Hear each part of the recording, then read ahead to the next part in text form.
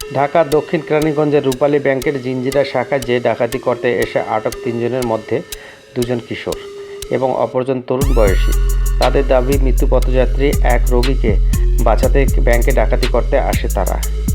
বৃহস্পতিবার রাতে কেরানীগঞ্জের মডেল থানার আয়োজিত ব্রিফিংয়ে এ তথ্য জানান ঢাকা জেলা পুলিশ সুপার মোহাম্মদ মুহিত। তিনি জানান, এই 3 জনের একজনের বয়স 22, অন্যজনের বয়স 16। তিনি বলেন, ডাকাতরা মুভি দেখে এমন একটি অ্যাডভেঞ্চার হিসেবে ডাকাতি করতে আসে বলে আমাদের কাছে মনে হয়েছে। যদিও তারা আমাদের কাছে বলেছে মৃত্যুপথযাত্রী একজন কিডনি রোগীকে বাঁচাতে ব্যাংকে ডাকাতি করতে আসে তারা। তবে তারা যে রোগীর ঠিকানা দিয়েছেন সেটি যাচাই বাছাই চলছে। আদৌ সত্য কিনা তা পুলিশ খতিয়ে দেখছেন। পুলিশ সুপার আরও বলেন, তাদের অপরাধী বলা যায় না, তারা হয়তো মিসগাইডেড। তারা অ্যাডভেঞ্চার হিসেবে হয়তো এই ডাকাতি করতে আসেন।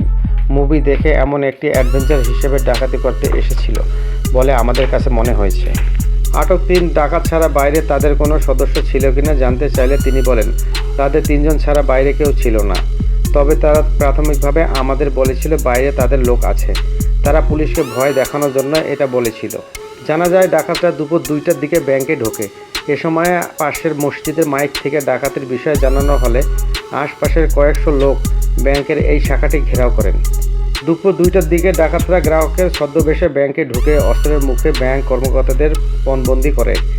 পরিস্থিতি টের পেয়ে স্থানীয় বাসিন্দারা ডাকাতদের ব্যাংকের ভিতরে তালাবদ্ধ করে জাতীয় জরুরি নাম্বারে 999 যোগাযোগ করেন।